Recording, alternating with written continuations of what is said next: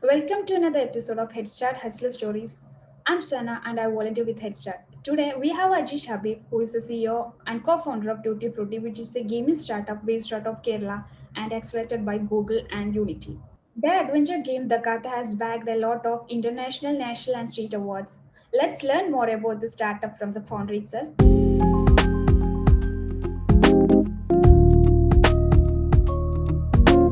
So, Ajish, once again, welcome to Headstart Hustler Stories. Tell us more about your startup. A big pleasure to discuss with you today. Um, we are in a single line. We are a Google accelerated deep tech gaming startup. So these days we are chasing a skyscraper dream. It's regarding building the only female focused gaming platform in the world. So Okay, we are that's developers of, interesting. like you mentioned, developers of a multi-award winner game, Takata, and we have a set of 6 IP games in the pipeline. So these days we are trying to raise a seed fund for these dreams. Okay, so already 6 games are in pipeline, right? Yeah. So about this, your startup, what prompted you to start your own venture? That too, your startup Tutti Frutti, right? So can you please explain about that journey and all? Sure. See, a decade back, it was actually a dream of us twin brothers. We Okay. dreamed of a world that filled with the donkeys and dragons. These dreams were so much impossible in our hearts that we can't even dream of another world. We chose our destiny. After very soon after completing our engineering graduation as well as with a little developer expertise, we jumped into this entrepreneurship bandwagon with the zero clients, zero capital, just a 200% fashion. And I won't call it a cakewalk. In fact, it was a roller coaster ride. We just got an opportunity to work with few clients all around the world. We worked with clients in US, UK, Canada, Germany, Spain, Malaysia, Israel. So one interesting thing is that the clients that we were working, they were constantly for the next projects, they were always giving us the first call. So we understood that we are in high demand, and the games that we were developing for the clients were always in the top charts. So like a prior game, Antique Mysteries went on to become all-time second rated in the world, and then the top 3 Marapet games have been developed by us. So we found that we have the competence, we know the what you call the magic, how to create the best games in the market. But see, when you are as an indie game developer, you will be always be what you call screwed by the market. So we understand that it is high time for us to jump into the top of the pyramid. So in 2015, we amalgamated with a set of artists who possessed our same magical passion and launched as an IP game studio. So it's a drift from the service industry to be shifted into IP games. And the cut was our first product, and see, and further it is we went on to become. Okay, See, that's this game went on to a have great, multiple. journey, right? That too, you have started your venture with a twin brother. That's interesting to Yeah, hear about it. So, as you have already informed that you are mostly focusing into female-centric character. Can you please name some of the female-centric characters which you have developed so far? oh yeah, sure. See, as such, Dakota has, I think, over half a dozen female-centric characters.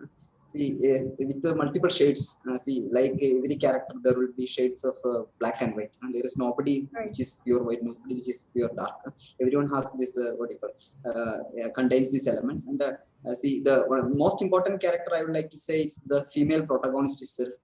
It's Dakota is like the journey of the Mother Mary in search of her lost daughter through fantasy intersports.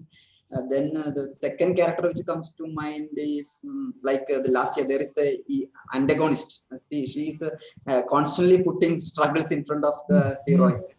Now and then see, we are going to confront with this villainous, because she is also very strong character. See, no character is actually full white, full dark. See, everyone has Right. see their elements. See, so then there are a lot of other motherly supportive characters. Then there is a ancient heroine. So it's like the eagle princess Amiha. So this game is about it's like a fight between whether a mother's love or ancient stargaze lovers, their love, whichever is actually big.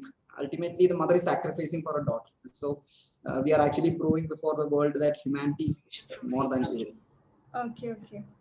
That's great. A lot of female-centric characters are there in pipeline Yeah. as well, right? So as you have mentioned that the Gata, which was your one of the game which has bagged a lot of prizes and recognition, right? So apart from these, what are your future plans which help in improving the female gaming space as you have mentioned earlier? Oh yeah. So Dakota grabbed multiple awards from Game Connection, America, Indigo, Europe, Casual Connection. Also this year we grabbed the IGDC Studio Game of the Year. So we found that some interesting aspect. We see 15% of the customers, female gamers, they rated this game in their all-time favorite. We got dozens of email that this was the first game that made them cry. So we were trying to create a sequel. So we were planning of a epic sequel, inspired from Dakota. That's Sophia's Adventures. What is going to happen in the life of Sophia some 10 years ahead? So in a futuristic apocalyptic world, so what is going to happen to Sophia? And it's like the epic journey of Sophia through fantasy fictional worlds. So in each episode, we are planning a 60 episode series, each inspired from totally different civilization, from Japanese, Chinese, Korean, Mesopotamian to totally different. We are trying to take the customers to unforeseen fantasy worlds. So that's one of the dream. And the big dream, ultimate big dream, is to create the world's largest female-focused gaming platform. So it's like we are planning games for each segment of the female game, starting from the kids to the teenagers to the moms to the grandmoms. Like for kids, there will be Candy Crush type games. For the teenagers, there will be relationship love themed games. And there is the moms, there is hidden object puzzles. And ultimately for grandmoms, there is puzzle. So interesting thing regarding this female customer is that once we could get emotionally connected with one customer, she will bring her entire family with her into the. Yeah, so that's exactly what we are trying to through cross pollination. We do believe that we could grab market share, major market share in the puzzle market. So big dream is to become a major market leader in the casual puzzle segment by 2020.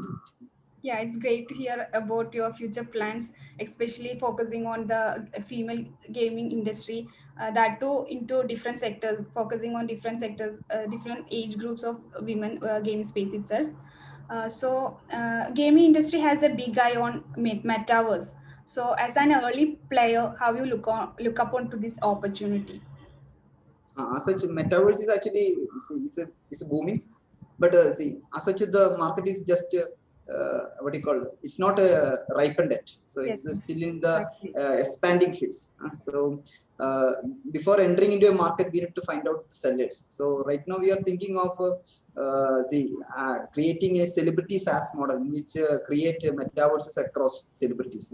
So one of the core qualities of Tuttifrutti is all about seamless collaboration. Is whether our art director is ex art director, Dreamers, our design director is ex design director, Sinka. It's a startup. We don't have the financial capacity to, but see, there are always people who are willing to collaborate, who want to create the best content, best games for the future. So we are trying to collaborate with the right people and we're trying to make it really big.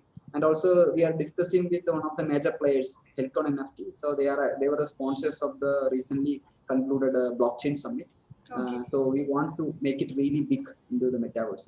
Down the pipeline, you will see a metaverse across Sophie's Adventures also. So Okay, big that's dreams. great. So being into a niche area, how is your entrepreneurial journey so far? That is, you have picked as gaming industry as your domain, and that too focusing on female-centric characters.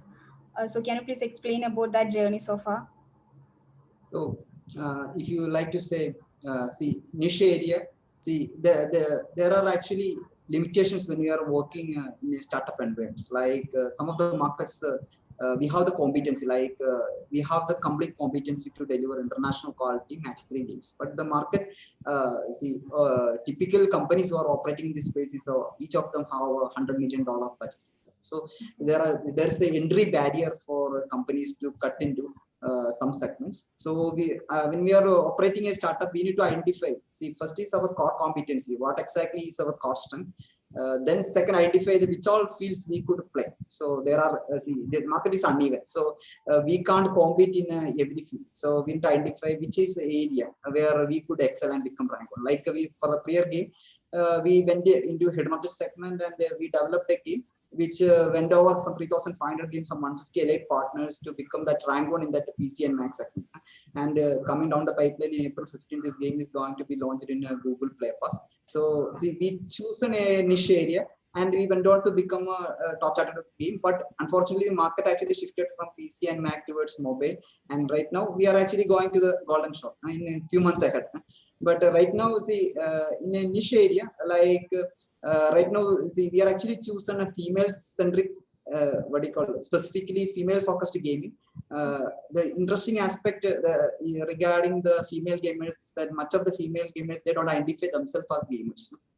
So if you check the market in a recent study by Google and Nielsen, some 60% of the female gamers, see they are actually contributing 41% of the India $175 billion market revenue. So, but again, 60% of the female gamers, they are actually complaining that less than 30% of the games are actually made for. Even in the app icons, there is male dominance. So they actually feel alienated.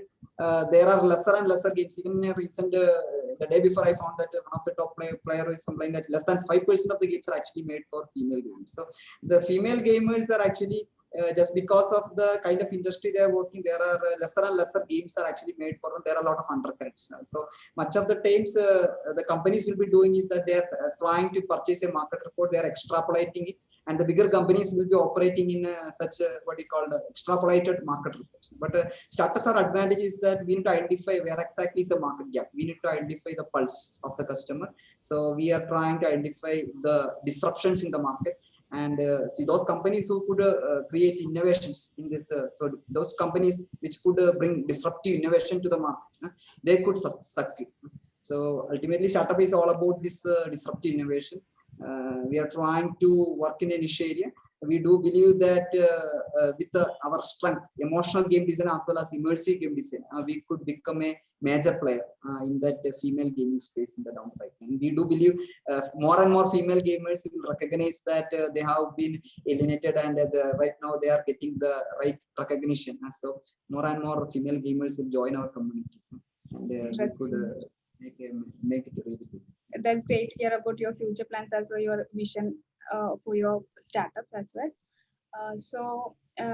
Tuttifrutti is one of the startups which has been selected in Headstart Pitchathon event, right? So can you please explain about your experience being part of the cohort? Okay.